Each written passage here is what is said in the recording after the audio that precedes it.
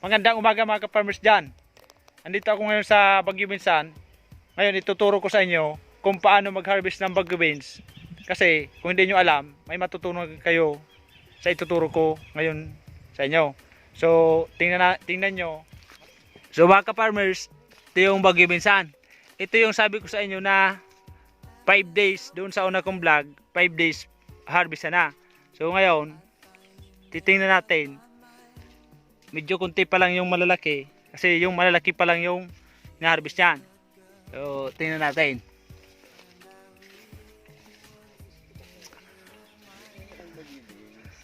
So mga ka-farmers, ganito pagkuha ng Baguio Beans. Yung malalaki lang pipiliin natin. Itong dalawang ito pwede na itong kunin kasi yung mga maliliit tulad nito hindi pa pwedeng kunin, hindi pa pwedeng harvestin.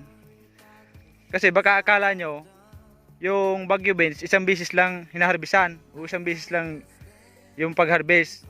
Maraming bisis ang pag-harvest ng Baguio Beans. Una-una kasi yung paglalaki ng bunga. So, tingnan natin. So, ito, ang dalawang ito, mga farmers, kunin natin to kasi malaki na to. So, ito yung kukunin pala natin. Harvest. Ito. May naiwan na isa kasi medyo maliit pa. Ito yung pwede na. Kunin natin. So mayroon nag-harvest ngayon. Andun siya sa likod ko. So hintayin natin siya magarating dito. Itong dalawang ito pwede na rin kunin. Kasi ito yung unang pag-harvest sa Baguio Beans na to. Kunin natin to. Dalawa. Ito. Pag-harvest ng Baguio Beans, kunin na natin yung malaki. Iwan yung isa, maliit pa. Ito, malaki na.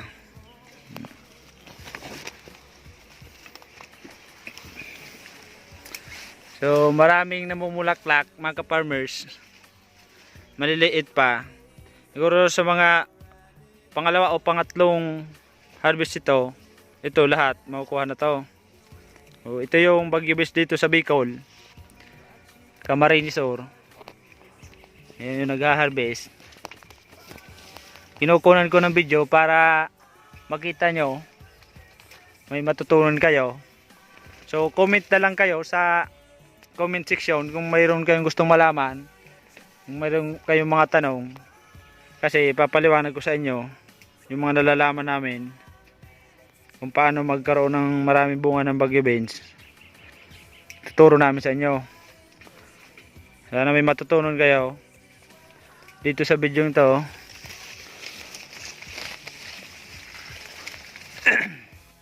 Yan, lahat bulaklak, bunga, maliliit pa. Mga 3 araw harvest uli. Bawat 3 araw mag-harvest tayo ng Baguio Beans. Ito. Yung pinag-usapan natin dito mga ka-farmers ay kung paano mag-harvest ng Baguio Beans. Kasi yung iba baka hindi alam, yung Baguio Beans isang bisis lang inaharbisan. So maraming bisis inaharbisan yung Baguio Beans. Kasi tulad nito, maliit, hindi pa pwede. Itong malaki, pwede na itong harbisin.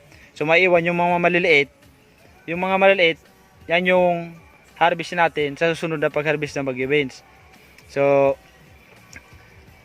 kung may gusto kayong malaman, comment kayo. Kung hindi kayo marunong magtanim ng Baguio Beans, mag-comment kayo sa akin, magtanong kayo sa comment section ng aking vlog na to para ituturo ko sa inyo. Ituturo ko sa inyo kung paano magtanim ng Baguio Beans. So ito, malawak to. So punta tayo doon sa unahan para makita nyo yung mga Baguio Beans dito sa Bicol. So tara. Ito, mayroong uod mga ka-farmers. Pag may nakita kayo, alisin nyo na. Alisin nyo yung bungang may bulok, may damage, para di na kumalat.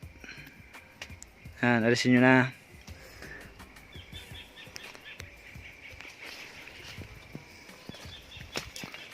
Yan yung Baguio Beans. Doon pa. Nandun yan, doon sa pinakadulo. Malawak. Kung gusto nyo matuto, magtanim mga ka-farmers ng bagyo beans. Ito, daming bunga. Kung gusto nyo matuto, kasi kung hindi nyo alam, so magtag lang kayo sa akin dito sa video ito or mag-comment kayo, magtanong kayo kasi sasagutin ko lahat ng mga tanong nyo kung paano mag-harvest ng bagyo beans, kung paano magtanim ng bagyo beans ng tamang pagtatanim. Kasi marami nagtatanim ng bagyo beans na hindi naman alam yung pasunod-sunod yung procedure ng pagtatanim ng bagyo beans. Kaya kunti yung bunga nila o kaya namamatay yung mga bagyo beans. So, pag napanood nyo itong video ito, sana magustuhan nyo, please like and subscribe na din sa aking YouTube channel para mas marami tayong video upload palagi. Kasi depende kasi yun sa mga comment nyo. Ano yung gusto nyo malaman, yun yung ibablog natin. So, ngayon, tinuro ko sa inyo yung kung paano mag-harvest. Tapos kung ilang beses nag-harvestan yung bagyo beans. Depende sa bunga ng bagyo beans. Merong mga 10 beses inaharvestan yung bagyo beans. Depende sa dami ng bunga. So kung mas marami yung bunga, mas marami yung pirang makukuha natin. Kasi marami yung bunga eh. Marami tayong ibibinta. So mga ka-farmers, dito na muna yung vlog ko sa ngayon. So sana may matutunan kayo sa aking vlog ngayon. So maraming salamat pala sa mga nagko-comment at nag-like ng video, nag-share. Sana pagpatuloy niyo yung pagtatangkilik sa aking vlog. Sa mga magulang, sa mga anak na yung magulang farmers, sana mapanood nyo to. Be proud of yourself kung kayo ay, yung magulang nyo ay farmers. Huwag kayong mahiya. Pakita yung ano man kayo ngayon. Kasi darating yung araw na ipagmamalaki kayo ng kung sino man sa inyo yung tulad ninyong mga magulang. So, maraming salamat. Comment na kayo sa aking YouTube channel. Tapos, subscribe na din. Ito na muna yung vlog ko ngayong araw. So, Bicol Young Farmers nga pala. Maraming salamat.